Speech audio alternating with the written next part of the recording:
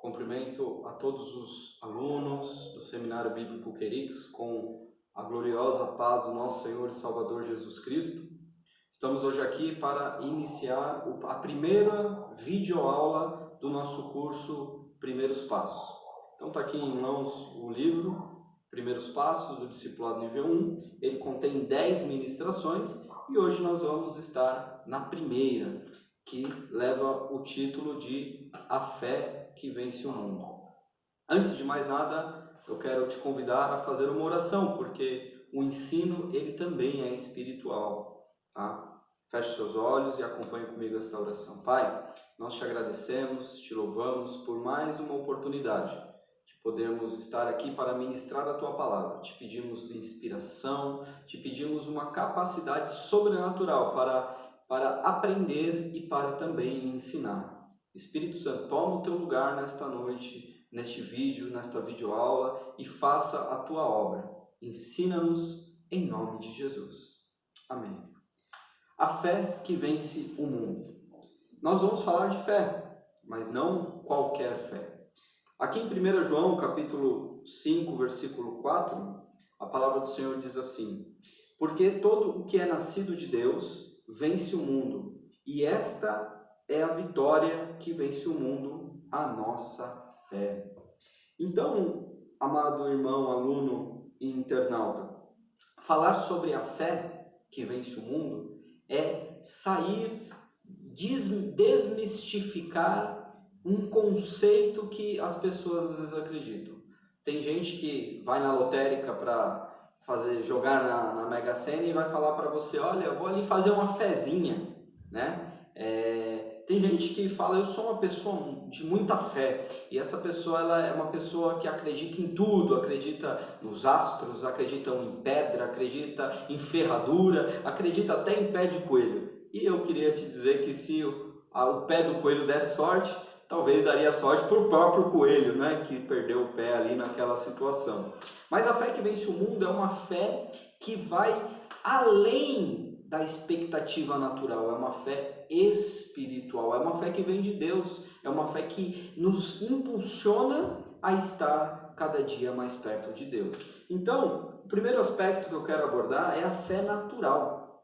A fé natural, ela é uma fé que Deus reparte para cada um, essa fé, para que nós possamos dar o primeiro passo para o Senhor, né? Aqui o título do nosso curso é Primeiros Passos. Então, o primeiro passo que nós damos ao Senhor é através de uma fé que Deus ele repartiu para nós podermos nos achegar. Em Salmo, capítulo 19, versículo de 1 a 3, diz assim: os céus e a terra declaram a glória de Deus, e o firmamento anuncia a obra das suas mãos. Um dia faz declaração a outro dia, e uma noite mostra sabedoria a outra noite. Não há linguagem nem fala onde não se ouça a sua voz. Então aqui nós temos o salmista de uma forma poética e de uma forma muito linda. Ele mostra que Deus ele transmite a sua existência, ele mostra, ele manifesta a sua existência através das coisas criadas. Aqui ele diz que os céus declaram a sua glória, ou seja, toda a criação de Deus declara a sua glória. E é coisa muito linda, gloriosa, quando nós vemos um pôr do sol, quando nós vemos um arco-íris no céu, quando nós vemos uma paisagem num oceano, um pôr do sol no mar. Coisa maravilhosa é nós olharmos para a criação e vermos que Deus existe, né? Deus existe e ele anuncia a sua criação através das coisas criadas. Quando olhamos para o universo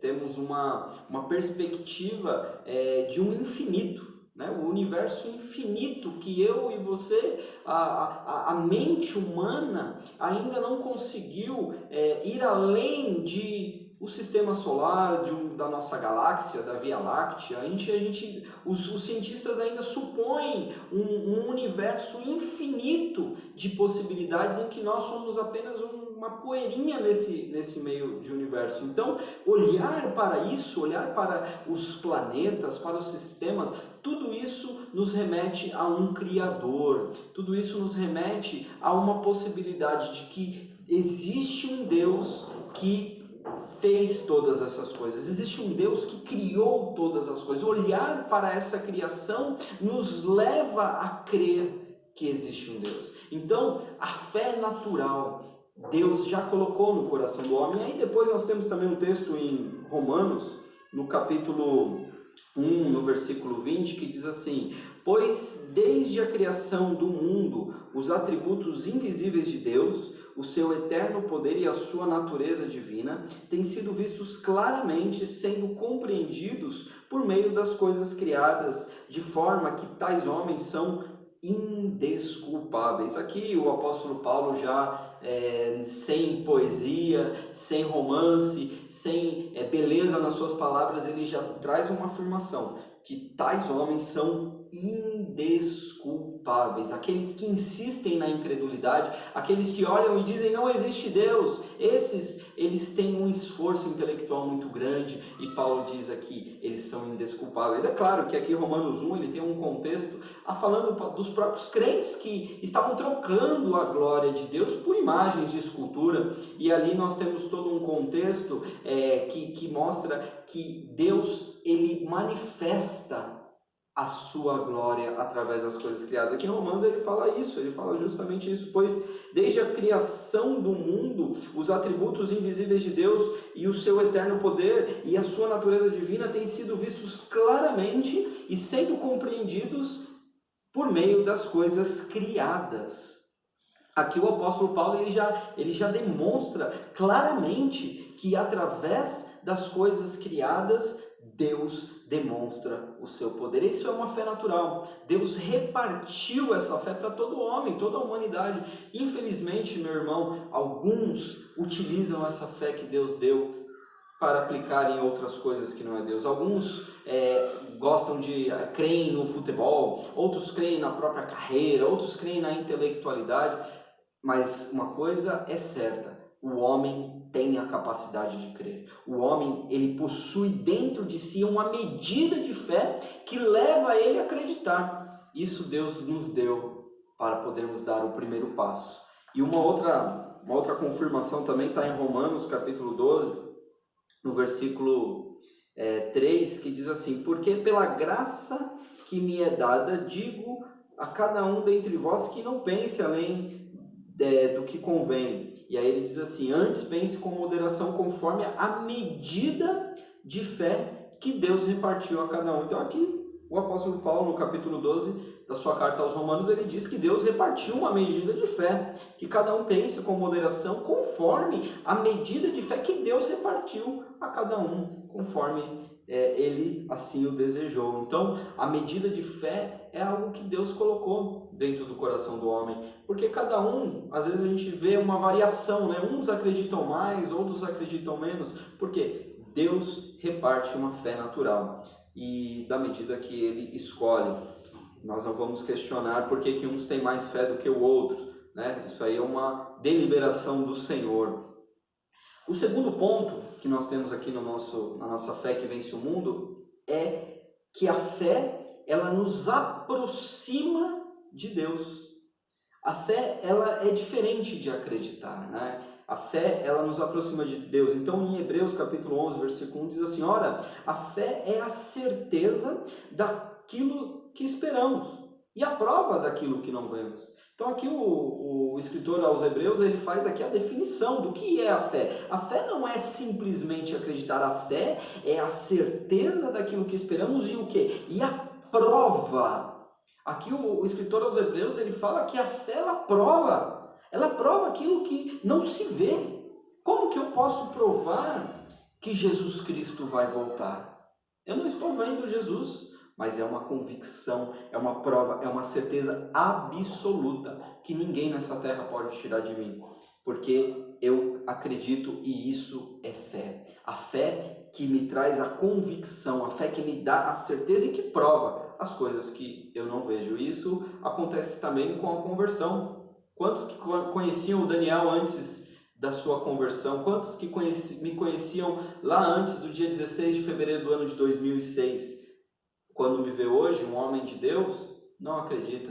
Fala, Deus só pode existir, porque o que Deus fez na vida desse homem e tantos outros irmãos que nós temos testemunhos tão maravilhosos de conversão.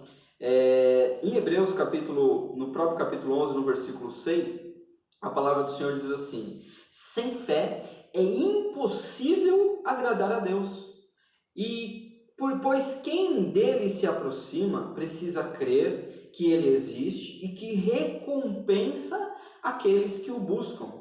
Olha que interessante. Aqui o escritor aos Hebreus, ele confirma isso que nós estamos falando aqui, que a fé, ele nos aproxima, ou seja, sem fé é impossível agradar a Deus, que todo que se aproxima de Deus é necessário que creia que Ele existe e que é galardoador daqueles que o buscam. O que significa isso? Significa que quando eu creio que Deus existe, eu me aproximo dele em oração. Eu oro, eu dobro o meu joelho, eu falo com Deus e eu tenho certeza que Ele me ouve. Eu tenho certeza que Ele está recolhendo as minhas petições e tenho certeza da resposta dEle acerca da minha petição. Então, é a convicção, certeza de que eu espero uma resposta de Deus. Por isso eu oro, porque senão as nossas palavras seriam vazias, as nossas palavras seriam lançadas ao vento. Em Romanos capítulo 10, versículo 17, a palavra diz assim, ó, que de sorte que a fé é pelo ouvir, e o ouvir pela palavra de Deus. Isso nos mostra o quê? Que a fé, ela pode aumentar. A fé, ela me aproxima de Deus, e toda vez que eu ouço a palavra de Deus, toda vez que eu ouço a voz de Deus, a minha fé aumenta. Por exemplo, agora, meu irmão, você está aí ouvindo essa palavra, os versículos que estou citando, que estou aqui pregando para você, isso está aumentando a tua fé. Você vai sair dessa videoaula com mais fé do que quando você ligou ao seu celular ou ao seu computador. Amém? Então a fé vem por ouvir e ouvir a palavra de Deus. Ouça a palavra de Deus continuamente na sua vida, ouvindo pregações, ouvindo louvores e até a Bíblia. Ouvir a Bíblia, né? Eu gosto de dizer que eu leio com os ouvidos, porque hoje em dia o nosso tempo de modernidade, de tecnologia nos possibilita muitas coisas em áudio. Então eu tenho a Bíblia em áudio, eu tenho livros em áudio, audiobook, inclusive nós já temos o audiobook desse curso que você está fazendo, né? Se você olhar na lição anterior, aí primeiro tópico da lição, você vai encontrar o audiobook que você pode ouvir, esse livro que eu estou aqui em mãos, você vai ouvir ele narrado, né? Claro que por computador, mas ali temos o audiobook que você consegue ler ali 100 páginas, ouvir 100 páginas em uma hora e meia, 2 horas, né, de audiobook. Então a fé vem por ouvir a palavra de Deus. O terceiro ponto é que eu queria aqui falar o conceito da fé. O que é a fé, né? A fé, etimologicamente, quando nós falamos sobre a palavra escrita no original, no grego, porque a Bíblia não foi escrita em português, né, irmão? A Bíblia foi escrita em hebraico, aramaico e grego. E o Novo Testamento foi escrito em grego. Então a palavra grega que foi escrito o Novo Testamento para a fé, que é transliterado para a fé, é a palavra pistes. Essa palavra pistes, ela tem um significado muito interessante. Diz assim, que é a convicção. Ele traz essa ideia de convicção da verdade de algo. É uma convicção ou crença que diz respeito ao relacionamento do homem com Deus. Então, a palavra-chave, quando se fala de fé, é a palavra convicção. Primeiro, a convicção relativo a Deus. Ter fé é ter a convicção de que Deus existe, que é o Criador e governador de todas as coisas. Ele é o provedor e doador da salvação eterna em Cristo Jesus. Então, ter fé relativo a Deus, a convicção é que Deus existe. Meu irmão, Deus existe. Eu e você não temos que se esforçar muito para saber que Deus existe e que Ele é sim um galardoador, Ele é sim um abençoador, Ele abençoa sim todos aqueles que o buscam, todos aqueles que o procuram. Existem bênçãos naturais, porque a Bíblia diz que a chuva ela cai sobre justos e injustos, sobre ímpios e sobre crentes, não importa. Existem bênçãos que são bênçãos naturais, mas existem bênçãos que são específicas do relacionamento, através do relacionamento. Se eu creio em Deus, Deus me abençoa e Ele também te abençoa, meu irmão. Então, ter fé, convicção relativa a Deus é saber que Ele é o provedor e que Ele proveu a minha e a sua salvação eterna através de Jesus Cristo, nosso Salvador. A fé é a convicção relativa a Cristo.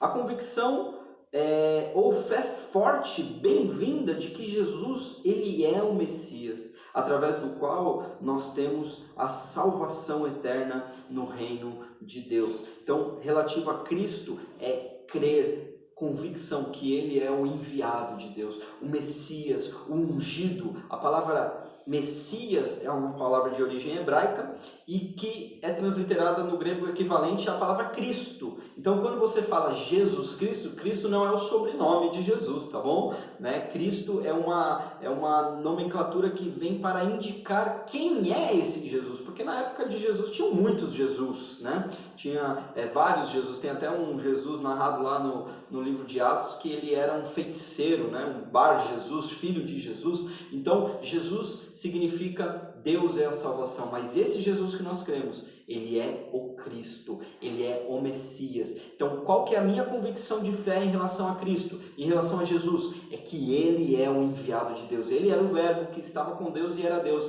mas Ele se fez carne e habitou entre nós e pagou o preço, foi para a cruz, morreu, sim, morreu, mas ressuscitou ao terceiro dia e pagou o preço pelos meus pecados e pelos seus. Então, a minha convicção acerca de Cristo é que Ele é o Messias e que se eu crer, eu vou para o céu, certamente, sem sombra de dúvidas, eu vou para o céu. Se eu morrer agora fazendo esse vídeo aqui, eu sei, Deus vai me salvar por causa de Jesus. Não é por causa do meu mérito, por causa da minha santidade, mas eu creio, tenho convicção que Ele é o Messias.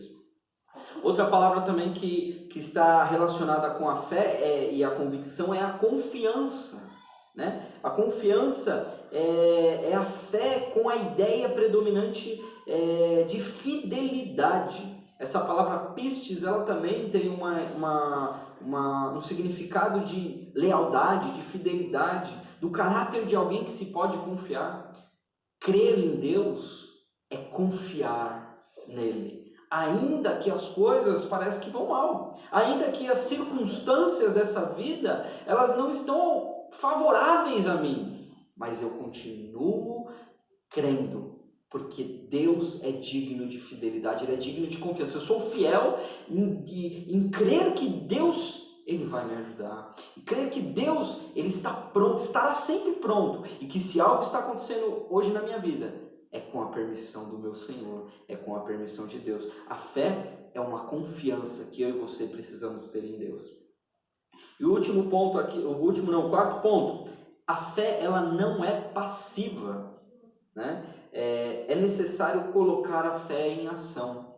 Então, em Tiago, nós encontramos aqui dois versículos muito conhecidos. O primeiro, capítulo 2, versículo 17, que diz assim: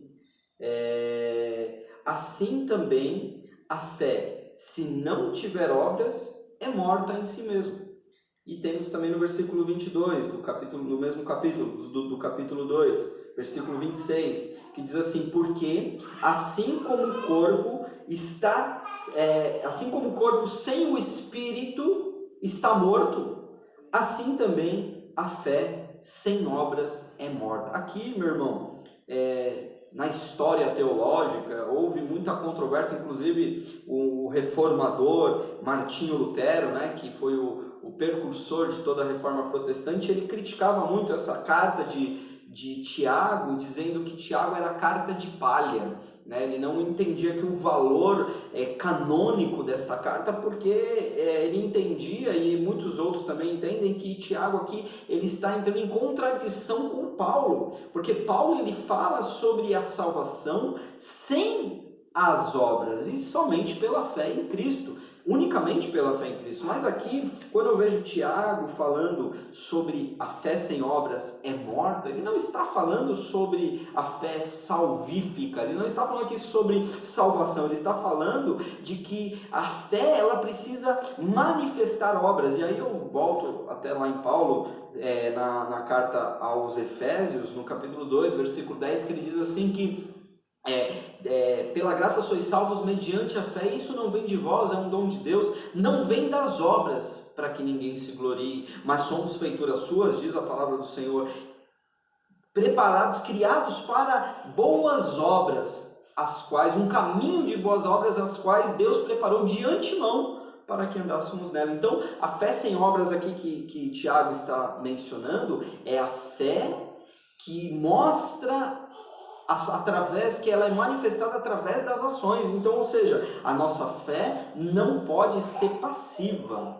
A fé não é passiva de jeito nenhum. Eu preciso crer e preciso agir pela fé. Preciso tomar decisões pela fé. Eu gosto de dar aquele exemplo tão clássico do emprego, O camarada ora a Deus, Senhor, me dá um emprego, abre a porta de emprego. Mas aí ele acorda meio-dia, ele não acorda cedo para ir procurar emprego, Então a fé, ela precisa motivar ações, a fé, ela precisa motivar tomada, atitudes de fé, amém? Então a fé, ela não pode ser passiva. Eu não posso cruzar os meus braços e ficar aguardando que Deus jogue do céu um pacote de dinheiro na minha porta. Eu preciso sim trabalhar, preciso sim me esforçar e preciso agir em fé.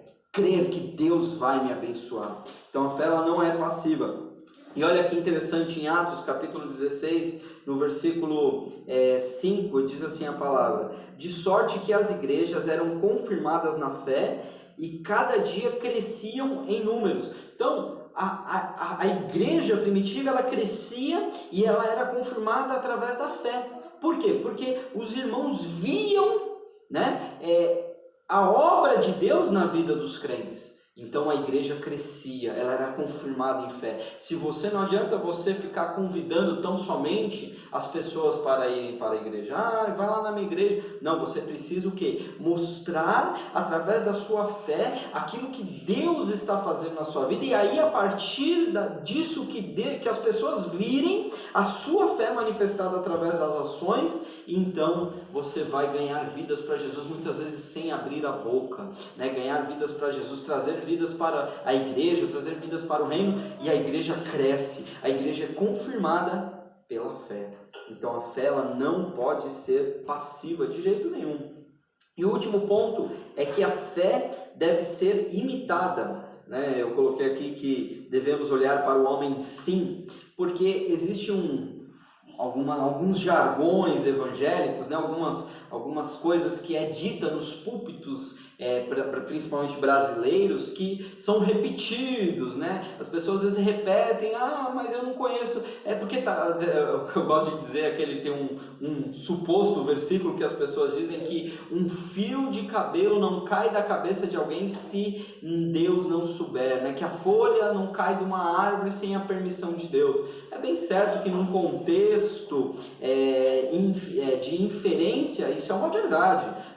Deus está no controle de todas as coisas, mas eu não acho esse versículo. O que mais se aproxima desse jargão é aquele de Mateus capítulo 5, que diz que todos os fios de cabelo da nossa cabeça estão contados, por Deus. Deus conhece. Eu não sei quantos fios de cabelo eu tenho na cabeça, mas Deus sabe, Deus conhece. Então, alguns jargões são transmitidos e são repassados como verdades bíblicas, e um deles é que não devemos olhar para o homem. Talvez você já deve ter ouvido isso. Alguém falar: olha, você não pode olhar para o homem, porque se você olhar para o homem, você cai. Você tem que olhar para Jesus. Meu irmão, essa alegação, ela tem até um princípio de verdade. Tem até em partes ela até é verdade, porque nós temos o exemplo de Pedro, quando Pedro anda sobre o mar, naquele episódio do lago ali, da Mar da Galileia. Ele anda sobre as águas e diz a palavra que ele vê Jesus andando sobre as águas, e aí ele olha e fala: Senhor, se és tu mesmo, deixe que eu vá andar contigo sobre as águas. E Jesus diz, vem. E ele vai, e ele realmente anda sobre as águas, mas aí diz a palavra que ele olha para os ventos, ele olha para a tempestade, ele olha para as ondas e ele afunda. E aí muita gente usa esse texto para dizer, olha, você tem que olhar para Jesus, senão você afunda. Mas irmãos, a Bíblia aqui do nosso discipulado, dos primeiros passos, a fé que vence o mundo, nos fala sobre que a fé deve ser imitada. Você e eu temos que sim olhar para o homem, sim, devemos imitar a fé, sim. Olha o que diz em Hebreus capítulo 6, versículo 12, que diz assim, para que vos não façais negligentes. Olha que palavra forte que a Bíblia usa, negligentes, mas sejais imitadores dos que pela fé e paciência herdaram as promessas. Então aqui o escritor aos Hebreus, ele nos incentiva a olhar para aqueles que tiveram fé, ser imitadores, sejais imitadores daqueles que pela fé herdaram a promessa. E aí temos outro texto também em Hebreus, no capítulo 13, no versículo 7, que diz assim, lembrai-vos dos vossos pastores, que vos falaram a palavra de Deus, a fé dos quais imitai. Olha o que diz o texto, versículo 7 de Hebreus 13, a fé dos quais imitai, atentando para a vossa maneira de viver. Então nós temos que olhar sim para os nossos pastores, nossos homens e mulheres de Deus, que são guerreiros de fé, valentes, mulheres intercessoras, que mesmo diante das dificuldades continuam crendo, continuam orando. Isso tem que ser motivo de inspiração para mim. Eu preciso olhar para as pessoas, homens e mulheres de fé, e crer que Deus, Ele também tem uma medida de fé para acrescentar à minha vida. Amém? Então, para concluir, a fé, viver a fé que vence o mundo, é crescer a cada dia, desfrutando de todos os benefícios dos tesouros da fé, crer, viver esses tesouros. Então não devemos desperdiçar a nossa fé natural, dada por Deus, com as coisas deste mundo passageiro, mas usá-la para dar os primeiros passos em direção a Deus.